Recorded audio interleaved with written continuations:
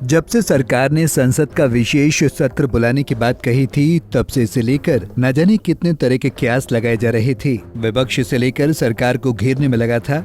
विपक्ष लगातार आरोप लगा रहा था कि संसद के विशेष सत्र में सरकार वन नेशन वन इलेक्शन का बिल ला सकती है या फिर देश का नाम इंडिया से बदलकर भारत कर सकती है। और इन्हीं तमाम आरोपों के चलते पूरा विपक्ष एक नैरेटिव बनाने में जुट गया था। लेकिन अब सरकार ने इस विशेष सत्र को बुलाने का कारण साफ कर दिया है। आपको बता दें कि सरकार इस सत्र को न सिर्फ नए बने संसद भवन में चलाएगी, बल्कि कुछ ऐसे महत्वपूर्ण बिल भी हैं जिन्हें वो लाने जा रही है। सबसे पहले आप ये समझिए कि सरकार ने क्यों बुलाया है विशेष सत्र। 18 सितंबर को शुरू होने वाले बिलों में ऐसी क्या खासियत है कि इनको पास करने के लिए सरकार ने इंतजार नहीं किया और उसे संसद का विशेष सत्र बुलाना पड़ गया। हम आपको इसके बारे में बताते हैं।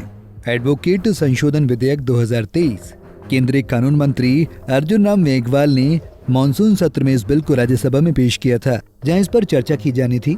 इस बिल में अपनी उपयोगिता खो चुके सभी अप्रचलित कानूनों को या फिर स्वतंत्रता पूर्व से पहले के अधिनियमों को निरस्त करने के लिए केंद्र सरकार लोकसभा में पेश करेगी। इस बिल में लीगल प्रैक्टिशनर्स एक्ट 1879 को निरस्त करने का फैसला है, तो वहीं अधिवक्ता अधिनियम 1961 को भी संशोधित किया जाएगा।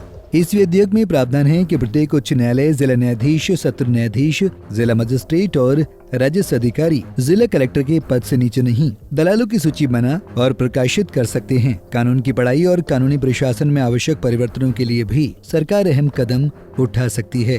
प्रेस और आवधिक पंजीकरण विधेयक 2023।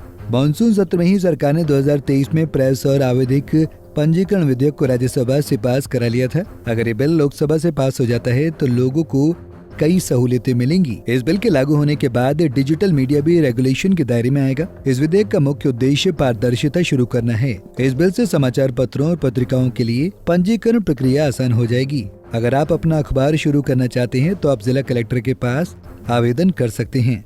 प्रेस का संचालन नहीं करने के लिए कई दंडात्मक प्रावधानों को हटा दिया है। डाकघर विधेयक 2023। डाकघर विधेयक 2023 10 अगस्त 2023 को राज्यसभा में पेश किया गया था।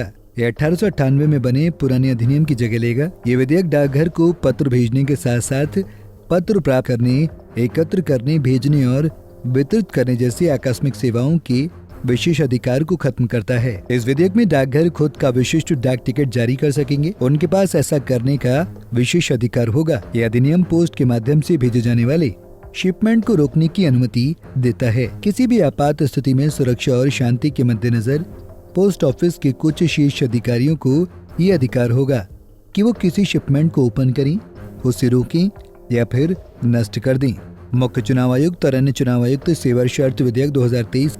सरकार ने मुख्य चुनाव आयुक्त और चुनाव आयुक्तों की नियुक्ति की प्रक्रिया में बदलाव करने के उद्देश्य से राज्यसभा के मानसून सत्र में एक विधेयक प्रस्तुत किया है। इस विधेयक पर सरकार का कहना है कि संविधान के अनुच्छेद 324 में कोई संसदीय कानून नहीं था, इसलिए सरकार अब इस समस्या को खत्म करने के लिए इस विधेयक का निर्माण कर रही है। इस बिल की विशेषताओं पर बात करें तो इसके अध्यक्ष प्रधानमंत्री होंगे। सदस्य के तौर पर लोकसभा के नेता विपक्ष।